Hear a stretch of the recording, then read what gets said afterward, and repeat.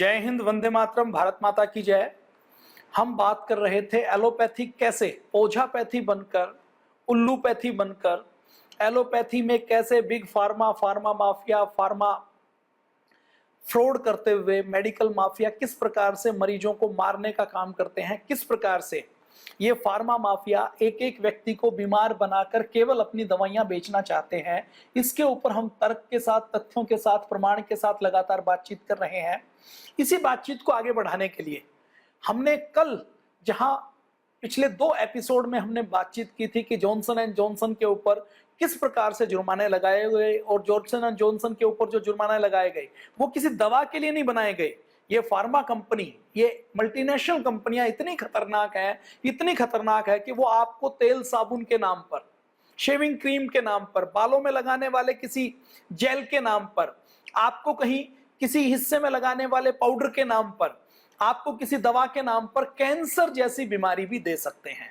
आज उसी बातचीत को आगे बढ़ाते हुए कुछ और ऐसे हम एग्जाम्पल्स की बात करेंगे, ऐसे तर्क, तथ्य और प्रमाण की बात करेंगे जिसमें प्रमाणित हुआ कि एक एलोपैथी की दवा बनाते हुए किसी फार्मा कंपनी ने एक दवा लॉन्च की। दवा लॉन्च करते हुए उसने बड़े बड़े रिसर्च पेपर छापे, बड़ी बड़ी चीजें की, और बड़ी बड़ी चीजें करके उन्होंने कहा कि यह दवा तो पूरी तरह से सेफ है, इस दवा का किसी भी प्रकार से कोई नुकसान नहीं है। और उसके बाद जब समय बीता तो समय बीतने के बाद यह पता लगा कि इस दवा से जो 5 साल पहले, 10 साल पहले पूरी तरह से सेफ कही थी, वो दवा आज पूरी तरह से हानिकारक सिद्ध होते हुए उस दवा से कैंसर होता है। उस दवा से एक बीमारी को ठीक करने के नाम पर जो दवा ली जाती है, उससे वो बीमारी तो ठीक नहीं होती, बल्कि और कई बीमारियां लग जाती हैं। तो आज हम एक और एग्जाम्पल लेने वाले हैं जिसमें एक बड़ा जुर्माना, आप अंदाजा लगाइए कि कोई व्यक्ति अपने जोड़ों का दर्द ठीक करने के लिए, घुटने का दर्द ठीक करने के लिए, टखने का दर्द ठीक करने के लिए,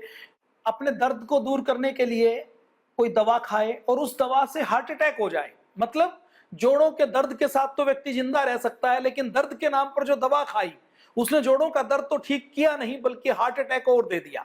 मैं बात कर रहा हूं मर्क कंपनी की। और ये जो केस है, ये केस बहुत पॉपुलर केस है। वियोक्स नाम की एक दवा, VIOXX के नाम से, आप सामने स्क्रीन के ऊपर भी देख सकते हैं। 25 mg से लेकर अलग अलग डोजेज में ये दवा पूरी दुनिया में मर्क नाम की कंपनी ने लॉन्च की। और लॉन्च करते हुए क्या कहा, देखिए पूरी दुनिया में जो सबसे अधिक रोगी हैं वो किस चीज के रोगी हैं? सबसे अधिक जो रोगी हैं वो जोड़ों के दर्द के रोगी हैं। 2001 से लेकर 2010 तक संयुक्त राष्ट्र संघ के WHO ने भी ये घोषणा की कि पूरी दुनिया में हड्डियों की बीमारी, दर्द की बीमारी बहुत बढ़ रही है। तो दर्द की बीमारी को दूर करने के लिए 2001 से लेकर 2010 तक हम हड्डी रोग का दशक बनाएंगे, और इस एक दशक में हम हड्डियों की बीमारियों को ठीक करेंगे।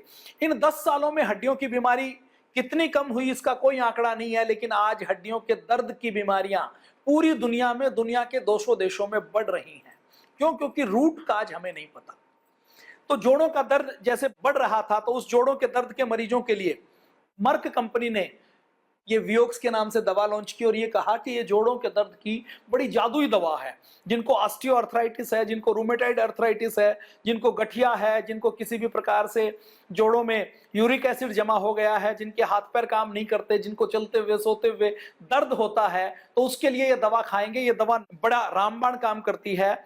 ये दवा एक non steroid anti inflammatory drug है, जिससे जोड़ों के दर्द से बड़े चमत्कारिक तरीके से लाभ मिलेगा। जब ये दवा लॉन्च की गई मई 1999 में, आज से 24 साल पहले यह दवा लॉन्च की गई तो इसके ऊपर रिसर्च पेपर छापे गए, वैज्ञानिकों के अलग अलग फीडबैक लिए गए। रिसर्च के आधार पर यह दिखाया गया कि इस दवा को जिस जिस व्यक्ति ने खाया उसका जोड़ों का दर्द ठीक हो गया, उसका दर्द कम हो गया, और वो बिल्कुल एकदम बीमार से स्वस्थ की श्रेणी में आ गया। ऐसा उन्होंने अपनी रिसर्च पेपर में दिखाया, और रिसर्च पेपर में दिखाने के बाद FDA में अप्रूवल के लिए डाला।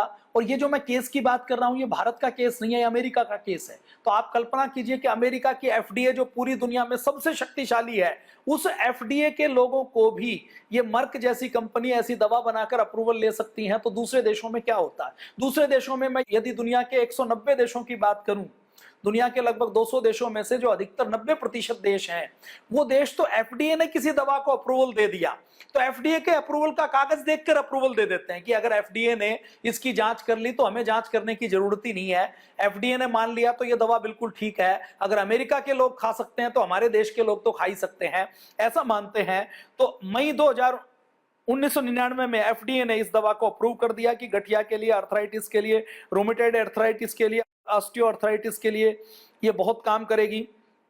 उसके बाद मर्क कंपनी ने वियोक्स इस दवा को लगातार बेचा, खूब बड़े जोरदार तरीके से इसकी बिक्री की।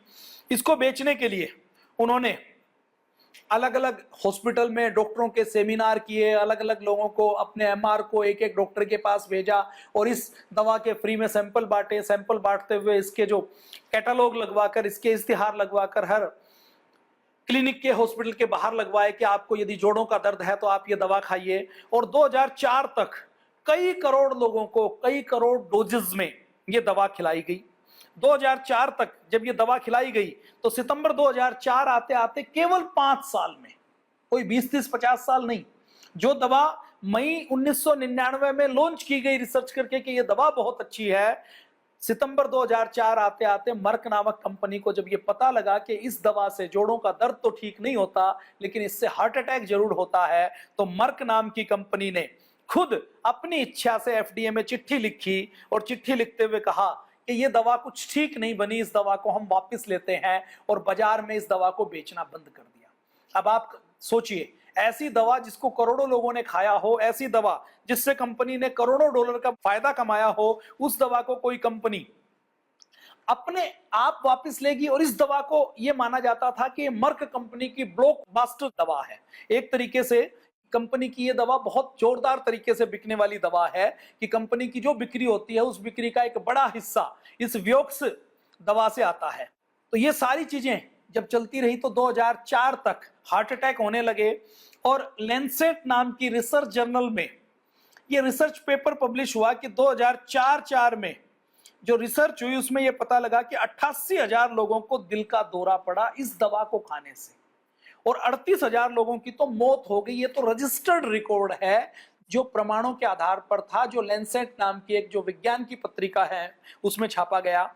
उसके बाद मार्च 2006 तक मर्क के खिलाफ 2004 में उसने वापस ले ली, लेकिन जो हार्ट के ऊपर इफेक्ट आया लोगों का, जो हार्ट खराब हुआ, हार्ट अटैक आने शुरू हुए, तो मार्च 2004 तक वियोक्स नामक दवा के ऊपर मर्क कंपनी ने क्योंकि चेतावनी नहीं दी थी और मर्क कंपनी ने ये नहीं बताया कि इससे हार्ट खराब हो सकता है, जोड़ों का दर्द तो ठीक नहीं होगा लेकिन आपको हार्ट अटैक हो जाता है, तो मर्क कंपनी के खिलाफ 10,000 मुकदमे दर्ज किए गए। मैं अगर इसकी रिसर्च करूं और ये पता करूं कि भारत में ये दवा बिकी या नहीं बिकी, तो भारत में भी ये दवा जरूर बिकी होगी, लेकिन मुकदमों की बात करूं तो भारत में शायद हो सकता है एक भी मुकदमा दर्ज नहीं हुआ। 10,000 मामले दर्ज होने के बाद 2007 में मर्क कंपनी ने यह कहा कि 2007 आते आते वो मुकदमों की संख्या 27,000 हो गई और 27,000 मुकदमों के निपटाने के लिए मर्क कंपनी ने कहा कि हम हर्जाने के रूप में, मुआवजे के रूप में, जुर्माने के रूप में 4.85 बिलियन डॉलर अर्थात 36,375 करोड़ रुपए का जुर्माना भरने के लिए तैयार हैं। हमारे ऊपर अब और कोई मुकदमा ना किया जाए। अब आप कल्पना कीजिए कि 38,000 जिस दवा से रजिस्टर्ड मौतें हुई, जिस दवा के ऊपर 27,000 मुकदमे चले हों, जिस दवा को बिल्कुल सेफ बताकर डॉक्टरों ने बेचा हो और जिस दवा से जोड़ों का दर्द तो ठीक नहीं हुआ लेकिन हार्ट अटैक हो गया हो, उस दवा के ऊपर 36,000 करोड़ का जुर्माना लगाने के बाद भी क्या जिन लोगों के परिवार से कोई माँ, बाप, बहन, भाई चला गया उसकी भरपाई हो सकती है? तो 2011 में, 2007 के बाद 2011 में और पता लगा कि ये जो वियोक्स नाम की दवा है ये केवल मर्क कंपनी ने ठीक तरीके से केवल जोड़ों के दर्द के लिए ही नहीं बेची, बल्कि इसकी मार्केटिंग के लिए और इसकी बिक्री के लिए इन्होंने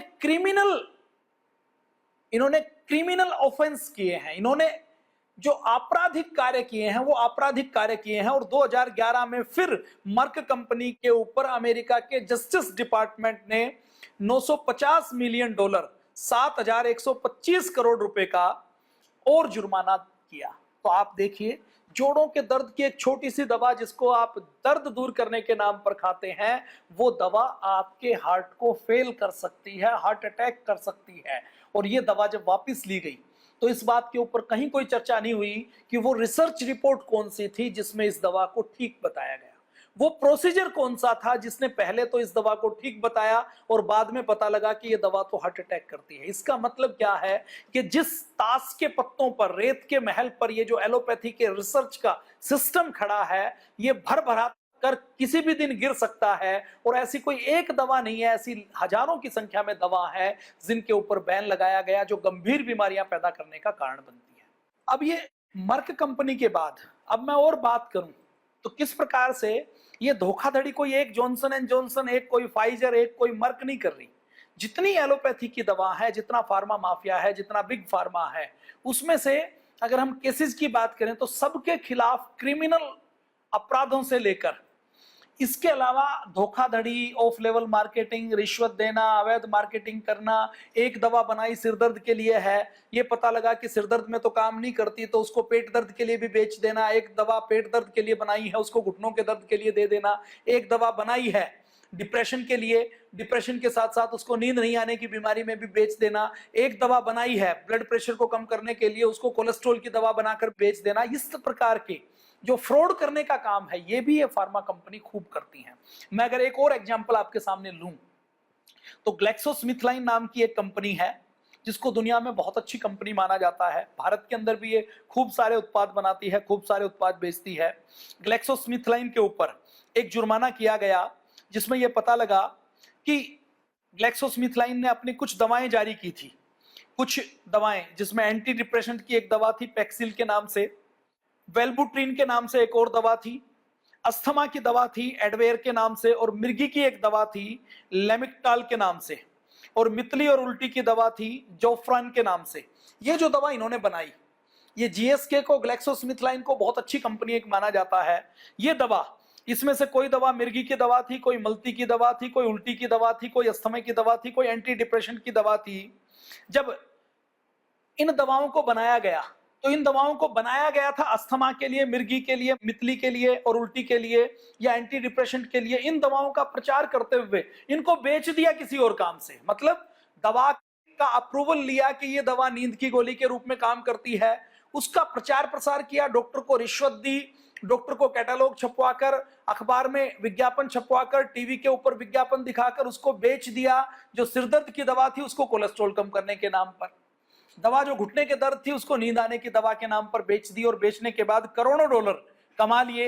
और करोड़ों डॉलर कमाने के बाद जब एफडीए को यह पता लगा कि इन्होंने तो बहुत बड़ी धोखाधड़ी की है, तो उनके ऊपर, जीएसके के ऊपर आपराधिक मुकदमा चलाया गया, क्रिमिनल केस चलाया गया। देखिए, जब कोई गलती होती है, जब कोई लेन देन में भूल चूक में गलती होती है तो क्रिमिनल केस नहीं बनता, सिविल केस बनता है। और जो सिविल मुकदमे हैं, उस सिविल मुकदमों में कोई बहुत बड़ी कोई देनदारी, बहुत बड़ा कोई सजा तय नहीं होती। उनको यह माना जाता है कि क्लरिकल मिस्टेक है, लेन देन की मिस्टेक है, जिसको लेन देन से निपटाया जा सकता है। लेकिन जुलाई 2012 में जीएसके के ऊपर $3 बिलियन का जुर्माना लगाया गया, और ये जो जुर्माना था ये आपराधिक, क्रिमिनल ऑफेंस के लिए और इसके साथ साथ सिविल लाइबिलिटी के लिए तय किया गया। ये $3 बिलियन को यदि हम रुपीज में कन्वर्ट करते हैं तो आज के हिसाब से ये 22,500 करोड़ रुपए बनते हैं। तो आप देखिए, जीएसके जैसी कंपनी जो अपनी दवा को बेचते हुए डॉक्टरों को रिश्वत देने का काम करती है, जबरदस्ती प्रिस्क्रिप्शन लिखवाने का काम करती है, एक दवा को 7 दिन खिलाना है उसको 15 दिन खिलाने का काम करती है, एक दवा किसी और काम के लिए बनी है उसी को किसी और काम के लिए प्रयोग करने का काम करती है, तो कितना बड़ा पाप ये कंपनियां कर सकती हैं, आप इसका अंदाजा लगा लीजिए। तो इसके ऊपर जो उसने डॉक्टरों को रिश्वत दी, जो उसने क्रिमिनल अपराध किए, इसके ऊपर 22,500 करोड़ रुपए का जुर्माना लगाया गया। आगे अगर हम चलें तो एक और बड़ी कंपनी का नाम आपने सुना होगा। अभी हमने मर्क की बात की, उसके बाद ग्लैक्सोस्मिथक्लाइन की बात की, उसके बाद हम बात करने वाले हैं फाइजर नाम की कंपनी की। फाइजर के बारे में यह माना जाता है कि यह जो कंपनी रिसर्च करती है, दुनिया की सबसे अच्छी रिसर्च करती है, इसके पास बहुत बड़ी रिसर्च लैब है। और ये जो फार्मा कंपनी है, एक बड़ा झूठ बार बार बोलती है, वो कहते हैं कि हम बहुत बड़ी रिसर्च करते हैं, तो रिसर्च में जो खर्च होता है उसकी वजह से हम दवाइयों को महंगी बनाते हैं। मतलब एक टेबलेट जो उन्होंने बनाई, उस टेबलेट की कॉस्ट आती है 10 पैसे, और उनको वो टेबलेट, एक टेबलेट जो 10 पैसे वाली टेबलेट है उसको कई हजार गुना ज्यादा, एक 10 पैसे की टेबलेट को 50 रुपए में, 100 रुपए में बेचना है, कई हजार गुना ज्यादा करके। तो वो तर्क क्या देती हैं कि हमने जो इस टेबलेट को बनाने में रिसर्च की है ना, उस रिसर्च में हमारे साइंटिस्ट, हमारे 200 साइंटिस्ट की टीम एक लैब में एनिमल ट्रायल करते हुए, कंट्रोल ट्रायल करते हुए, क्लिनिकल कंट्रोल ट्रायल करते हुए हमने 20 साल तक इसके ऊपर रिसर्च की है। तो हमारा हजारों करोड़ डॉलर खर्च हुआ है, उस खर्च की भरपाई करने के लिए हमने 10 पैसे की जगह इसका 100 रुपए का मूल्य लिखा है। ये सब झूठ तब झूठ साबित हो जाता है जब उस दवा के ऊपर, जो रिसर्च की हुई दवा है, जब उसको बाजार से वापस लिया जाता है तो पता लगता है कि ये दवा किसी को ठीक करने के लिए नहीं बनाई गई थी, बल्कि और ज्यादा बीमार करने के लिए बनाई गई थी। तो फाइजर कंपनी के ऊपर भी अमेरिका में जुर्माना लगा है। फाइजर कंपनी ने बेक्स्ट्रा के नाम से एक NSAID, non steroid anti inflammatory drug का अप्रूवल लिया। इस ड्रग का जब उन्होंने अप्रूवल लिया, जिसका उपयोग के लिए उन्होंने अप्लाई किया FDA में, तो कहा कि ऑस्टियोआर्थराइटिस के लिए, रूमेटॉइड अर्थराइटिस के लिए, और जो माताओं बहनों को मासिक धर्म में जो पेन होता है, उस मेंस्ट्रुएशन में जो दर्द होता है, उस दर्द के सिम्टम का इलाज के लिए है। 2001 में उन्होंने एप्लीकेशन फाइल की, 2001 में FDA ने अप्रूवल भी दे दिया। और ये देखिए, जो FDA है ये दुनिया का सबसे अच्छी कंट्रोल एजेंसी है, लेकिन इस FDA की भी मैं बात करूं तो इस FDA के अंदर भी जो अधिकारी हैं, वो आधे से ज्यादा अधिकारी फार्मा कंपनियों के पेरोल पर रहते हैं। इस FDA को अपने डिपार्टमेंट में एक कप चाय का पीने के लिए, एक कप कॉफी का पीने के लिए, अपने यहाँ पेंसिल खरीदने के लिए भी जो उनके पास पैसे आते हैं, वो पैसे फार्मा कंपनियों से आते हैं। तो जो एजेंसी, जो पुलिस वाला, जो गार्ड चोर से पैसे लेगा, चोर के पैसे से चाय पिएगा, चोर के पैसे से खाना खाएगा, वो चोर को रोकने का काम नहीं करेगा, बल्कि चोर को यह बताने का काम करेगा कि यहां पर अब मालिक नहीं है तो जाकर चोरी कर लो। तो ऐसा ही कुछ FDA के केस में होता है। तो FDA ने 2001 में इसको अप्रूवल दिया, बेक्स्ट्रा नाम की एक दवा को, और जब इसको 2001 में अप्रूवल दिया तो इस दवा को खूब बेचा गया। इस दवा को बेचते हुए दावे किए गए कि इस दवा से आर्थराइटिस ठीक हो जाएगा, दर्द ठीक हो जाएगा। और जैसे ये दवा बिकी तो दवा बेचने के बाद ये पता लगा कि इस दवा से तो हार्ट अटैक होता है, आर्थराइटिस तो ठीक नहीं होता, लेकिन आर्थराइटिस ठीक होने के स्थान पर हार्ट अटैक होता है।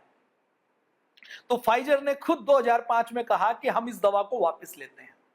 क्यों? क्योंकि अब भी यह दवा मार्केट में बिकती रही, क्योंकि उनके पास कई हजार केसेज आ चुके थे और अब भी यह दवा मार्केट में बिकती, और कोई इसकी जांच कर लेता तो फाइजर के ऊपर लंबा चौड़ा मुकदमा हो सकता था। उसके सारे बोर्ड ऑफ डायरेक्टर से लेकर, साइंटिस्ट से लेकर, सारे लोगों को जेल के अंदर बंद करके फांसी दी जा सकती थी। तो उन्होंने खुद से ही जब देखा कि इससे हजारों लोगों को हार्ट अटैक हो रहे हैं, तो अप्रैल 2005 में अप्रूवल के 5 साल बाद उन्होंने इस दवा को वापस ले लिया। जब उन्होंने इस दवा को वापस ले लिया तो सितंबर 2009 में, 4 साल बाद, ये पता लगा कि ये जो गठिए की दवा है बेक्स्टा, और ये जो उन्होंने जो एंटीसाइकोटिक दवा जियोडन के नाम से बनाई है, और इसके अलावा उनकी जो जाइवोक्स के नाम से एंटीबायोटिक दवा है, और मिर्गी की दवा जो उन्होंने लाइरिका के नाम से बनाई है, इन दवाओं की अवैध मार्केटिंग के लिए इन्होंने जिस चीज के लिए बनाई उससे अलग चीज के लिए, और इस दवा को लिखवाने के लिए डॉक्टरों से रिश्वत देने से लेकर और दूसरे जो आपराधिक कृत्य किए हैं, उन आपराधिक कृत्यों को सितंबर 2009 में दोषी पाया गया। और कोर्ट ने, यूएस के जस्टिस डिपार्टमेंट ने फाइजर पर 2.3 बिलियन डॉलर, मतलब 17,250 करोड़ रुपए का जुर्माना लगाया। अब ये जो 17,250 करोड़ रुपए हैं, ये बहुत बड़े हैं। पतंजलि जितना सामान एक साल में बेचती है ना, उसके टर्नओवर से भी ज्यादा है। इन 17,000 करोड़ रुपए में अगर हम बात करें तो 1 करोड़ आबादी को 1 महीने का राशन मिल सकता है, उनका 1 महीने का पूरा गुजारा चल सकता है। तो 17,250 करोड़ रुपए उनके ऊपर जुर्माना लगाया गया, और ये उस समय का सबसे बड़ा जुर्माना था। अब एक बार फिर हम जॉनसन एंड जॉनसन की बात करते हैं। जॉनसन एंड जॉनसन की हमने जो पिछले 2 एपिसोड में बात की थी, वो केवल बेबी पाउडर के बारे में बात की थी कि पाउडर से कैसे कैंसर होता है। और देखिए, ये फार्मा कंपनी बहुत खतरनाक है, बहुत बड़ी है। इनके लिए किसी जज को, किसी FDA के मेंबर को, किसी यूरोपियन मेडिकल एजेंसी के मेंबर को, किसी WHO के अंदर, WHO का डायरेक्टर कौन होगा, वो फार्मा कंपनी तय करते हैं। यूएस के, मैं यदि चाहे डेमोक्रेट की बात करें या रिपब्लिक की बात करें, उनका जो राष्ट्रपति होता है वो इन फार्मा कंपनियों के जेब में होता है। एक ऊपर वाली जेब में होता है, एक नीचे वाली जेब में होता है। जिसमें डॉलर भरे होते हैं वहीं पर राष्ट्रपति पद का चुनाव लड़ा जाता है। और ये जो डेमोक्रेट हो या रिपब्लिक हो, ये जो सारी पार्टियां हैं ये पैसे से चलती हैं। और जो सबसे बड़ा पैसा है, वो सबसे ज्यादा पैसा फार्मा कंपनियों के पास है, सबसे ज्यादा पैसा हथियार कंपनियों के पास है। तो इस मेडिकल माफिया की जेब में अमेरिका के सारे राष्ट्रपति होते हैं, चाहे वो सत्ता पक्ष का हो चाहे वो विपक्ष का हो। तो इनके खिलाफ कोई विपक्षी दल भी बोलने का काम नहीं करता। तो ये सब लोगों को, जज को, जूरी मेंबर को, सरकारी वकील को, टेस्ट करने वाली लैब को, लैब में टेस्ट करने वाले टेक्नीशियन को, लैब के डायरेक्टर को, जो नियामक एजेंसी है उस नियामक एजेंसी को, जो इनके खिलाफ जांच करे, उस आवाज उठाने वाले, चेतावनी देने वाले विसल ब्लोअर को, ये सबको प्रभावित कर सकते हैं, डरा सकते हैं, धमका सकते हैं, साम दाम दंड भेद का प्रयोग कर सकते हैं, खरीद सकते हैं, लालच दे सकते हैं, क्योंकि इनके पास पैसा बहुत है, ये ताकतवर बहुत हैं। और इतनी ताकतवर हैं कि किसी भी देश का हेल्थ मिनिस्टर भी चाहे तो वो हेल्थ मिनिस्टर भी इनके सामने बहुत छोटा हो जाता है। मैं यदि एग्जाम्पल भारत सरकार का दूं तो भारत में हेल्थ मिनिस्ट्री का एक साल का बजट, अगर मैं 2 साल पहले तक की बात करूं तो 60,000 करोड़ होता था। आज भी वो बजट कोई बहुत ज्यादा नहीं है, केवल 1 लाख करोड़ है। तो इस 1 लाख करोड़ के बजट की हेल्थ मिनिस्ट्री है। इस हेल्थ मिनिस्ट्री में ऊपर से लेकर नीचे तक के अधिकारियों को क्या कुछ 100 करोड़ रुपए, कुछ 1000 करोड़ रुपए खर्च करके उन सबको साम दाम दंड भेद से प्रभावित किया जा सकता है कि नहीं किया जा सकता? बहुत ईमानदार व्यक्ति हैं जिनके कारण ये देश और दुनिया चल रही है। वो ईमानदार व्यक्तियों के कारण ही ये मुकदमे होते हैं, ईमानदार व्यक्तियों के कारण ही ये जांचें होती हैं, और ईमानदार व्यक्तियों के कारण ही ये जुर्माने लगाए जाते हैं या दवाएं वापस ली जाती हैं।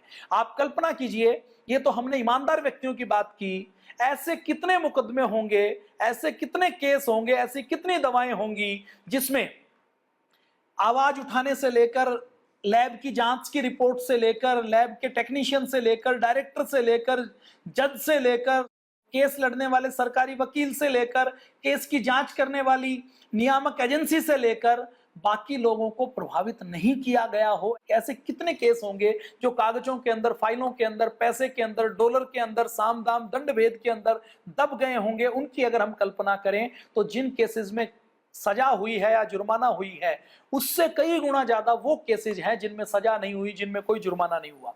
मैं अब अगर जॉनसन एंड जॉनसन की बात करूं तो जॉनसन एंड जॉनसन ने एक दवा लॉन्च की 1993 में। ये कहा कि हम एक दवा लाए हैं रिस्पेस्डल के नाम से। ये दवा सीजोफ्रेनिया के लिए और बाइपोलर डिसऑर्डर के लिए बड़ा काम करती है। 1999 में जॉनसन एंड जॉनसन ने इस दवा का अप्रूवल लिया, एफडीए से इसकी अनुमति ली और पूरी दुनिया में बेचनी शुरू की। रिस्प्रेडल के उपयोग से, इस दवा के उपयोग से नुकसान का पहला मुकदमा 2010 में 17 साल बाद आया। 21 साल के एक व्यक्ति ने कहा कि उसने 1999 से लेकर 2004 तक केवल 5 साल तक इस दवा का प्रयोग किया। लेकिन इस दवा का जो उसने प्रयोग किया वो सिजोफ्रेनिया के लिए, बाइपोलर डिसऑर्डर के लिए प्रयोग नहीं किया, बल्कि जो इसने प्रयोग किया वो इसने किसी और बीमारी के लिए, अपने शारीरिक और भावनात्मक आघातों से मुक्ति पाने के लिए, पागलपन के लिए, चिंता और गुस्से को कंट्रोल करने के लिए प्रयोग किया। और उसने कहा कि 5 साल जब मैंने इस दवा को खाया तो दवा को जिस बीमारी को दूर करने के लिए खाया वो बीमारी तो दूर हुई नहीं, बल्कि हुआ क्या कि मेरे अंदर गाइनोकोमास्टिया यानी पुरुषों के अंदर स्तनों का विकास हो गया, महिलाओं की तरह स्तन हो गए, और उनका शारीरिक और भावनात्मक ऐसा धक्का लगा कि वो ये समझ नहीं पाया कि मैं औरत हूं या पुरुष हूं।